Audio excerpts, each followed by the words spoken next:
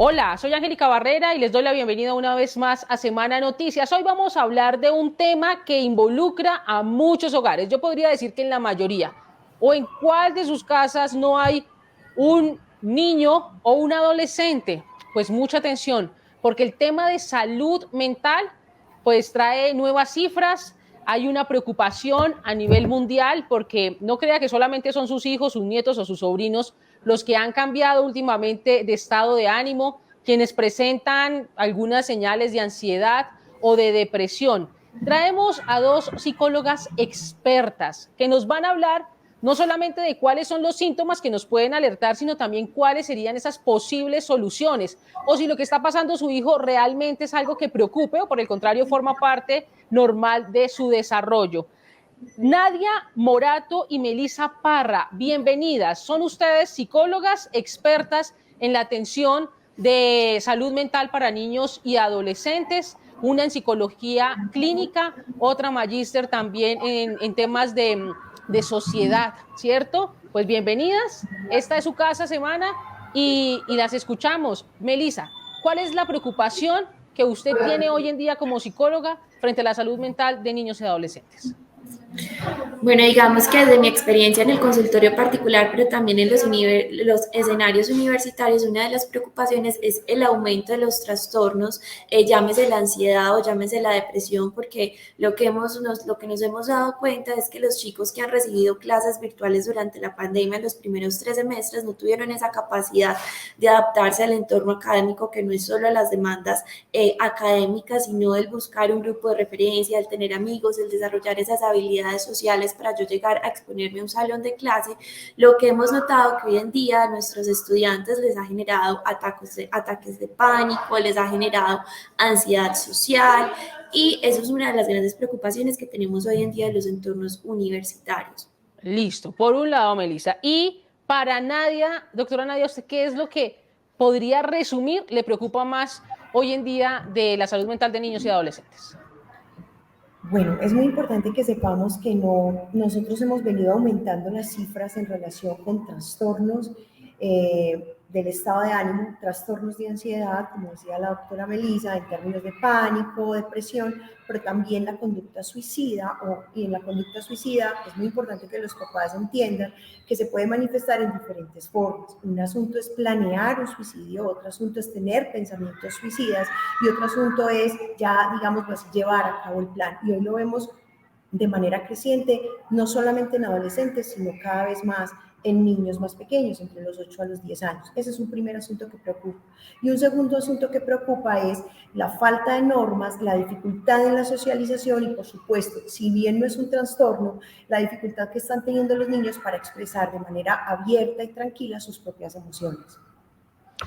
Cuando usted me dice que tiene cifras y hay algo que preocupa mucho y es cuando usted habla de niños de 8 a 10 años que ya han intentado o que incluso ya se han suicidado. ¿Tiene cifras de cuántos niños en Colombia han tomado esta difícil decisión?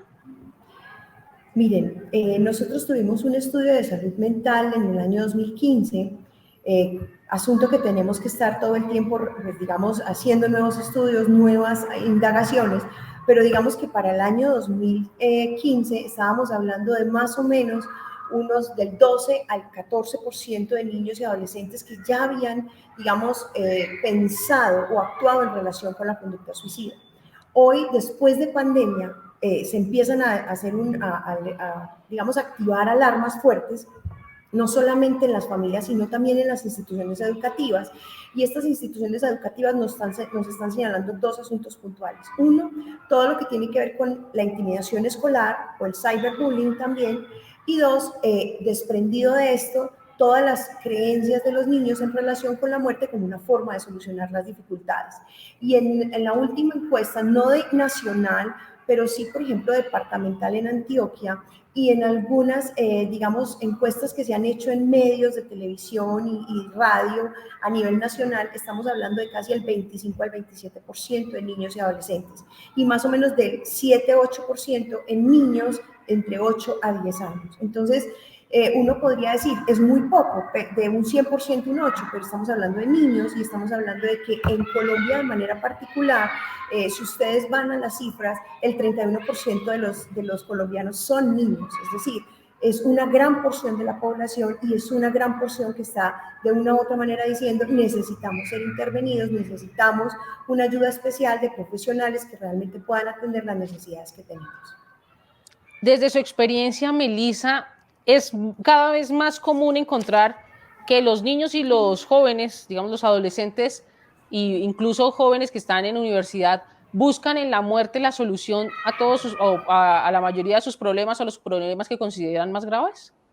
Digamos que sí se ha aumentado el intento de suicidio, pero digamos cuando nosotros llegamos a abordar a estos adolescentes, en realidad no hay una intención de muerte, es más una dificultad en el control de impulsos y habrá otros estudiantes que sí tendrían una intención de muerte, pero muchas personas o los estudiantes que nosotros abordamos acá es más bien una dificultad en esa regulación de emociones, como decía la doctora Nadia, hoy en día se encuentra mayor dificultad en expresar las emociones, pero no solo expresarlas, sino también que me las puedan validar y que no puedan ser juzgados. Entonces nos hemos encontrado con una dificultad en la regulación de emociones y también en la regulación de impulsos.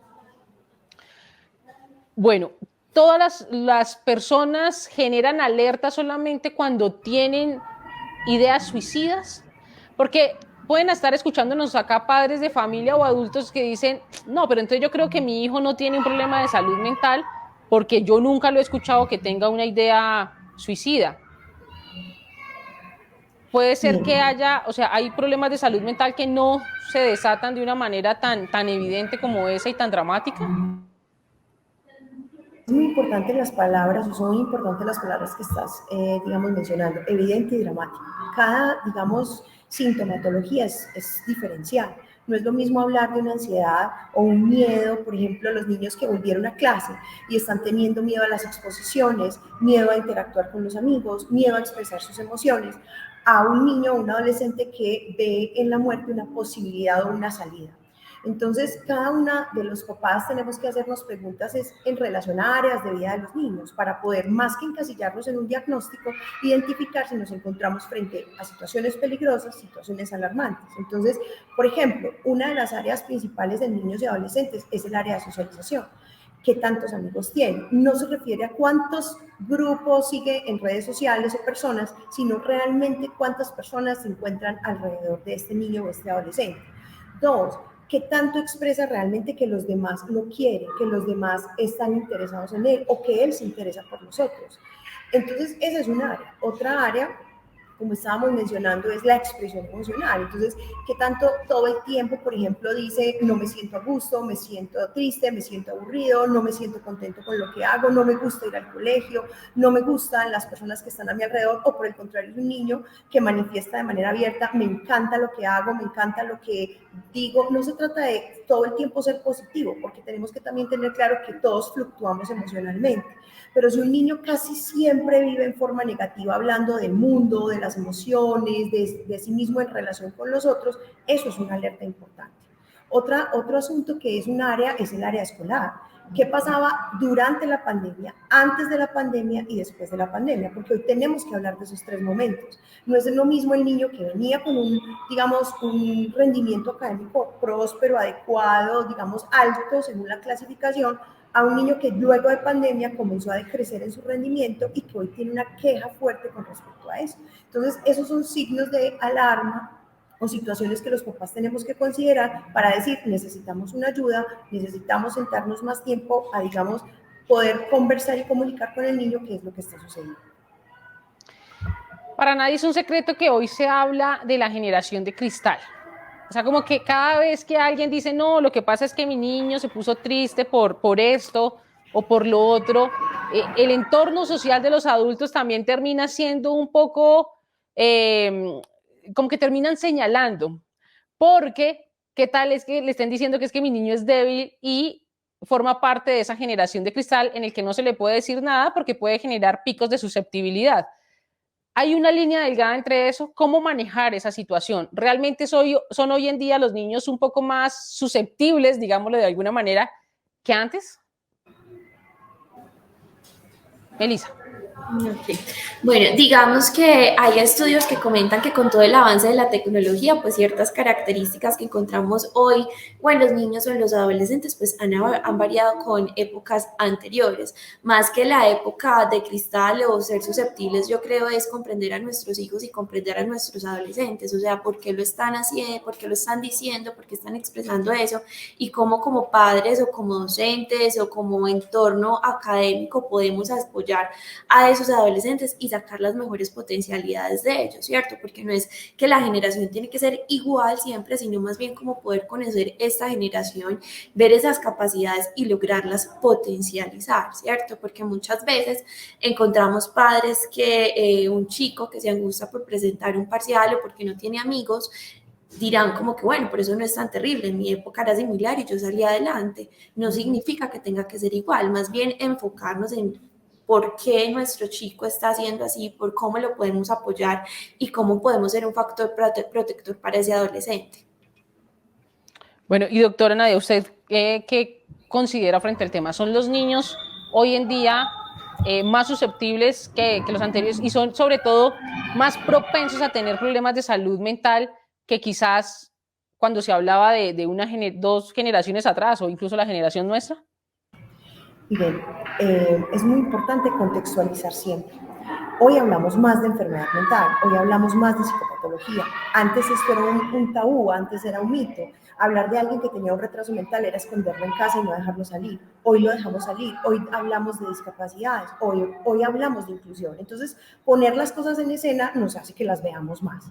Definitivamente está eso, pero también hay otra situación que es un llamado a los padres de familia y que nos corresponde a nosotros que estamos relacionados con la salud mental, advertirles y decirles, y es cada vez más pensamos que nuestros hijos tienen menos habilidades y los enfrentamos menos al mundo. Cada vez les proporcionamos menos habilidades y los dejamos desplegar más a situaciones en contexto. Por ejemplo, les proporcionamos todas las ayudas, les solucionamos todos los problemas. Todo el tiempo estamos minimizando sus habilidades, como decía Melissa. La idea es dejarlos vivir en el contexto. Sabemos que hoy tenemos muchas más situaciones que ellos ven, por ejemplo, a través de las redes sociales, a través de los amigos en el colegio, a través de sus propios celulares, en fin, tienen una cantidad de medios para poder identificar el mundo, pero no los dejamos actuar en el mundo, sino que los padres son los quienes tomamos decisiones. Entonces, más que una generación de cristal, porque en mi caso, por ejemplo, no me gusta como poner tantas etiquetas, sería muy importante que como papás nos preguntemos cómo estoy posibilitando yo que mi hijo desarrolle muy bien la etapa en la cual se encuentra, sea niño, sea adolescente e incluso sea adulto, porque cada vez más retrasamos la adultez y consideramos que los adolescentes deben estar más cerca a nosotros como padres. Es decir, tenemos adolescentes de 25 años todavía en casa con todas las actividades que un adolescente y normas debe tener. Entonces creo que más que juzgar a los niños, no es juzgarnos como papás o adultos, pero sí es cuestionarnos un poco en relación a cuál es el rol que estamos cumpliendo en casa con nuestros hijos.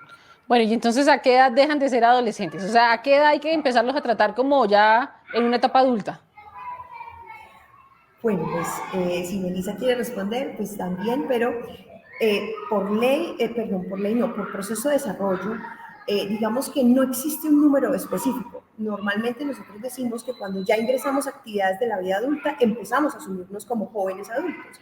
Por ejemplo, Digamos, pero si el pelado de 25 estándares, años todavía no trabaja, todavía, pues entonces digamos que ahí entonces todavía no sería un adulto y toca seguirlo claro, tratando como pero un adolescente.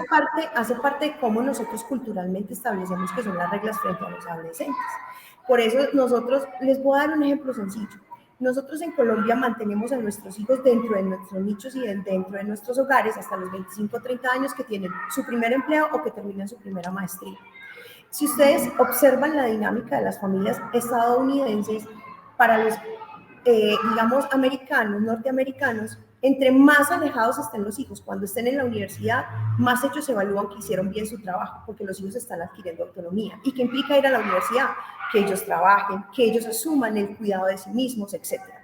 Eso puede tener otras desventajas, pero lo que quiero decirles es que hoy cada vez más nosotros como cultura protegemos más a nuestros hijos. ¿Por qué? Porque tiene 20 años, todavía está en la universidad, tiene 25, todavía está en la universidad, tiene 30 y vive en nuestra casa y todavía vive en nuestra ciudad, ¿cierto? Es decir, el desligarnos de ellos, lo que nosotros decimos, dejarlos volar del nido es cada vez más difícil, retrasamos más ese proceso de desarrollo.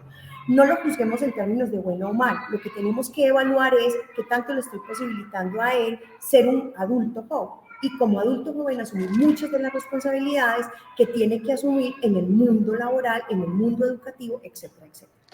Bueno, Melissa, y acá entonces viene otro tema de cómo manejarlo como padre. Porque resulta que ya están escuchando esta entrevista y dicen, quizás yo estoy cayendo en algunos errores que en lugar de hacer más fuerte a mi hijo en temas de salud mental, quizás lo estoy debilitando sin querer. Pero ¿cómo tomar cómo hacer el cambio? ¿Cómo hacer esa transición sin que se le convierta un problema porque ya vienen quizás reproches de los mismos hijos? Digamos que muchas veces los padres confundimos la sobreprotección con exceso de amor y eso no tiene nada que ver, ¿cierto? El amor no tiene que ver con evitar que mi hijo, llámese niño o sea un adolescente, evite que él se enfrente a ciertas responsabilidades. Como tampoco es ir al otro extremo, tirémosle al agua y que tirándose al agua pues aprender a nadar. No, digamos que lo importante es acompañar a nuestros hijos y nosotros enseñarles a que se logren enfrentar a esas situaciones, ¿cierto? Digamos que aquí en la universidad nos damos cuenta de todo lo contrario, que llegan chicos que son muy protegidos dentro del hogar y que ya llegan a la universidad a enfrentarse solos a este mundo y que eso no implica de que no requiramos como ese apoyo de los padres, ¿cierto? Entonces lo importante es, más que sobreprotegerlo, es acompañarlo a cómo enfrentarse a esas situaciones cotidianas del día a día. Bueno, ¿cómo identificar que en mi casa tengo a un niño o un adolescente que puede estar presentando problemas con salud mental? 5 cosas. Bueno, digamos que es muy importante uno, primero pues conocerlo, identificar si hay un cambio en el estado de ánimo, si teníamos un hijo que era muy alegre, que era muy extrovertido, expresivo y que de un momento a otro cambia su conducta, ¿cierto? También si se llega a aislar, también si notamos que se está enfermando múltiples veces y no hay alguna explicación médica, porque muchas veces ciertos señales de alarma pueden ser psicosomáticas, entonces es importante tener en cuenta como estos 3 signos de alarma que nosotros detectamos aquí dentro de la universidad en nuestros chicos de la universidad. Listo, entonces 1, si se manifiesta varias veces enfermo. 2, si empieza a tener como una señal más de tristeza, de aislarse y demás, y cambia su estado de ánimo, ¿cierto?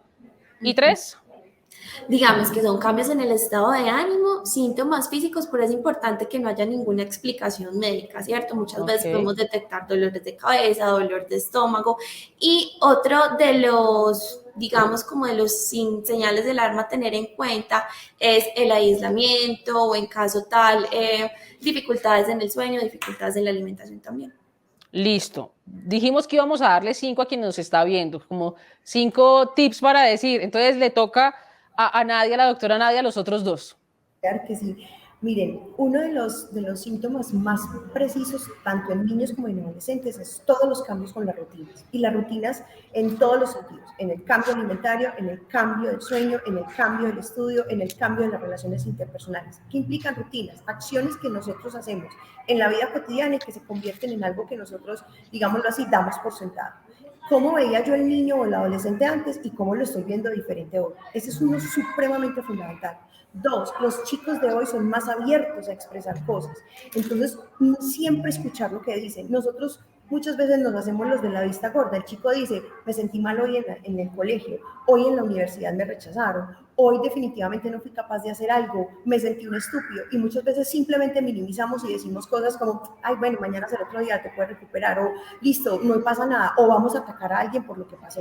Entonces, es súper importante hoy aprovechar que los chicos conversan, que hoy hablan de sus emociones, vuelvo y repito, tal vez no de la manera más adecuada, pero al menos lo hacen. Nosotros éramos una sociedad más callada, unos niños con muy poca participación, hoy lo hacen, entonces estar activos a esa escucha, tener esa escucha activa frente a lo que dicen. Ok. Y así como les dimos 5 cosas para poder identificar el problema, pues démosle 5 soluciones a las personas que están conectadas a esta hora y que, pues les recuerdo, el tema de hoy es cómo identificar problemas de salud mental en nuestros niños y adolescentes, cuáles son las primeras características, cómo un adolescente termina siendo a los 25 años tratado también como como si fuera un adolescente pequeño, porque no nos dejamos volar libremente según lo que nos han dicho las expertas. Así que ustedes pueden empezar a hacer sus preguntas y sus comentarios aquí abajo, precisamente en la cajita de comentarios. Y vamos para finalizar, darles 5 soluciones a las personas que nos están viendo. 5 soluciones o esos pasos para tratar de solucionar los problemas de salud mental que pueden estar enfrentando las nuevas generaciones. Miren, como papás y como personas adultas responsables de los niños o los adolescentes, lo más importante no siempre es, a nosotros nos han enseñado mucho, hable, dialogue. Tal vez muchas veces no, muchos papás no tienen las herramientas adecuadas para dialogar, pero sí ser ejemplo.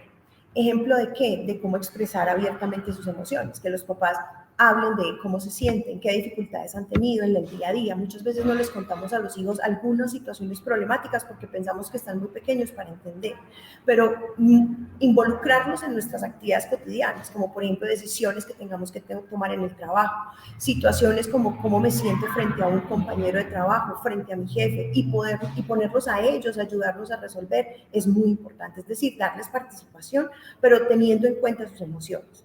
2, frente a esto que hablaba en relación con los cambios y las rutinas, ser precisos, mencionarles, no tanto juzgar por qué dejaste de hacer esto, por qué no volviste a trabajar con este amiguito, por qué no volviste a llamar a tal, por qué no volviste a salir, por qué estás tan encerrado. Más que cuestionar, es propiciar el espacio para poder conversar de la situación, ¿cierto?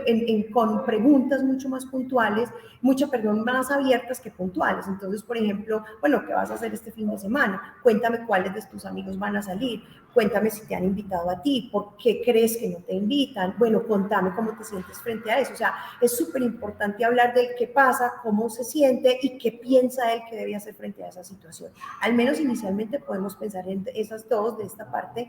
Le doy paso a Melissa y ahorita yo puedo decir otra. Listo. Informarnos, ¿cierto? Informarnos sobre cómo están nuestros hijos, sobre en qué entorno están, quiénes son sus amigos y poder tener un espacio en donde los podamos involucrar, como decía la doctora Nadia, pero un espacio que sea libre para que ellos se puedan expresar sin nosotros llegarlos a etiquetar, como eso es una bobada o eso no amerita preocuparnos. Y también que es muy importante y es buscar un profesional cuando realmente lo necesitemos, y si no sabemos sobre un tema, eduquémonos, informémonos. Para eso existimos profesionales en la salud mental que podemos apoyar a aquellas familias que tienen ciertas dificultades. Listo. Dijo Nadia que tenía algo más pendiente por decir. Es súper importante hoy con la tecnología. Los papás no tenemos que ser, digamos así, perseguidores de nuestros hijos frente a la tecnología, pero sí es muy importante con ellos compartir asuntos como por qué cerró su perfil, qué comentarios le están haciendo en su perfil. Hoy sabemos que los adolescentes tienen 3 o 4 perfiles diferentes. Normalmente quienes tenemos el perfil, comillas, real son los padres o somos los papás. Pero es muy importante que les preguntemos qué comentan sus amigos en las redes, cuáles personajes están siguiendo, qué les gusta de las redes sociales, para que nosotros también estemos enterados y podamos de una u otra manera ser partícipes con ellos en la discusión o conversación que ellos quieran tener con nosotros. Porque casi siempre queremos hablar desde la adultez, pero es muy importante hablarles desde sus propios mecanismos o asuntos que ellos siguen. Por ejemplo, los influencers, los grupos específicos de contenido, donde nosotros también nos podamos enterar y empezar a tener diálogos abiertos. Hay algo que dicen los muchachos de hoy en día y es que, mamá, yo tengo amigos. Lo que pasa es que mi amigo es el que tengo al otro lado del mundo, ¿sí? O sea, ahora las amistades no es del barrio, sino de diferentes países. Y quizás sí son amigos, o sea, no forman parte de los seguidores o los amigos en redes sociales como en Facebook, sino que de verdad con ellos entablan una conversación y generan una relación. Esos amigos virtuales son igual válidos a la hora que le dicen, pero es que yo no veo que tú te relaciones con nadie, no tienes amigos. ¿Esos amigos virtuales son válidos o necesariamente uno tiene que tener el amigo de frente, de carne y hueso ahí al lado? La que me quiera contestar está bien. Bueno, digamos que ese es un tema que hoy en día pues está en todo el proceso de investigación, porque incluso en consulta tenemos esas peticiones de los papás en donde nos comentan: estoy preocupado porque solamente está en Minecraft y solamente está hablando con los amigos. Digamos que la virtualidad pues no sustituye muchas cosas que se desarrollan cuando tenemos la presencialidad, ¿cierto? La parte de habilidades sociales, la parte de poder leer las emociones en el otro, pues personalmente yo diría es más que preocuparnos si son amigos o no son amigos, es nosotros como padres cómo podemos ayudar a moderar ese uso de la tecnología y ese uso responsable, porque muchas veces los adolescentes y niños no saben con quién están interactuando, y lo que nos hacen las pantallas es que a veces nos evita el tener vergüenza, a veces nos evita el tener la iniciativa de cómo interactuar en el otro, es más que todo como acompañarlos e informarlos. ¿Y coincide usted, doctora, en lo que dice la doctora Melissa? Miren, hay varios estudios que muestran varios escenarios. El primer escenario está relacionado con qué es lo que nosotros consideramos un amigo. Cuando tú le preguntas a un chico de esta generación qué considera un amigo, es aquel con el que puede interactuar en ciertos momentos, pero no necesariamente tiene que estar de acuerdo. Y eso apunta a un asunto específico que está trabajando Melissa, y es la capacidad o incapacidad que tienen los chicos hoy de poder, digamos así, confrontar emociones y decisiones en la virtualidad, que eso no pasa. Yo me puedo desconectar cuando siento que el otro no está de acuerdo conmigo, o simplemente lo bloqueo. Eso no pasa en la vida cotidiana, y no pasamos por ese asunto de la relación. Entonces, ¿qué dicen las investigaciones referentes a eso? No es que sean válidos o inválidos o buenos o malos, simplemente dicen: tenemos que estar claros de que hoy la forma de relacionarnos cambió. Lo importante es, en relación con los más pequeños, con los niños, la seguridad en términos de la virtualidad. Es decir, cómo se conectan, cuánto se conectan, con quién se conectan, y nosotros como padres no cómo vigilamos, sino qué tanto control tenemos sobre esa conexión, esa conectividad que tienen los niños, ¿sí? Un segundo aspecto funciona incluso hoy en las terapias, pues en la psicoterapia, en la terapia psicológica estadounidense. Hoy, por ejemplo, están acudiendo fuertemente a todo lo que tiene que ver con modalidad virtual para poder interactuar con esos chicos que hace rato no salen de casa. Y lo hacen a través de videojuegos, y lo hacen a través de realidades virtuales, porque es la forma más efectiva de poderles llegar a los chicos. Entonces, la idea no es satanizar las relaciones virtuales, sino realmente tener un equilibrio entre cómo ese niño interactúa en la virtualidad, pero al mismo tiempo tiene amigos en el mundo cotidiano de él, llámese escuela, familia, barrio, etc. Es decir, No es válido que solamente tengo amigos virtuales. Es muy importante tener ambos, porque eso implica lo virtual y un pelado hoy que no sepa manejar la virtualidad es un chico sin muchas habilidades para incluso la vida universitaria, porque le van a poner muchas actividades en este sistema. Por ejemplo, las simulaciones, por ejemplo, las actividades virtuales, etcétera. Pero un chico que solo maneje la virtualidad y que en la vida real, es decir, aquella de carne y hueso, como tú la llamas, no tenga unas habilidades, también está perdiendo proporción. Pues muchas gracias. Esta charla está muy interesante y muy seguramente acá duraríamos toda la tarde, sobre todo porque sabemos que en cada casa pues hay alguien que se preocupa por la salud mental de sus hijos y de los, ya sean niños o adolescentes.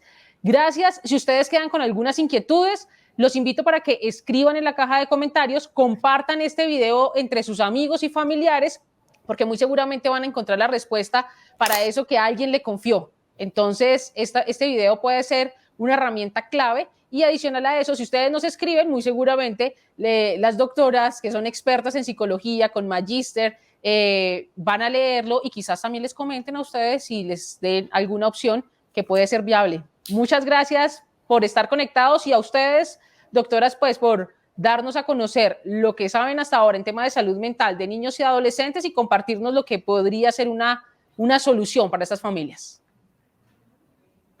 Gracias a ustedes por el espacio. Bueno, y ya saben, sigan conectados con Semana TV, porque aquí ustedes están solamente a un clic de distancia de la información veraz y oportuna.